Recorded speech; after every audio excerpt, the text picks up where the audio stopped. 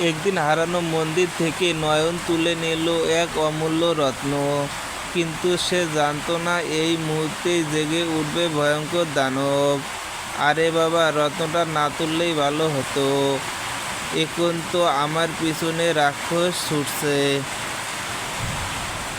এ তো সোনার কয়েন, মনে হচ্ছে আজই আমি বিলিয়নার হব।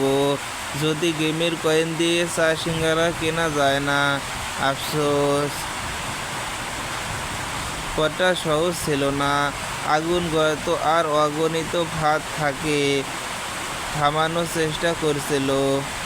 আহা, কে রাস্তায় এতগুলো ফাঁদ বিছিয়েছে, একে তো দৌড়াতে পারছি না, মনে হচ্ছে কন্ট্রাকশন সাইটে ঢুকে পড়েছি। এমন লাভ দিলে তো আমি অলিম্পিকে যেতাম। বাংলাদেশ এবার সোনা জিতেই ফেলত। আব্বা, এ তো গতি, মনে হচ্ছে ট্রেনে চড়েছি, শুধু টিকিট কাটাই বাকি। অবশেষে এক ভুল পদক্ষেপে শেষ হলো দৌড়। আমি তো বলছিলাম কয়েন পেলাম ঠিকই, কিন্তু শেষমেশ গয়তোই আমার ভাগ্য নির্ধারণ করলো। ভিডিওটা ভালো লাগলে লাইক সাবস্ক্রাইব করে দিও, না হলে দানব কিন্তু তোমাদের পেছনে দৌড়াবে।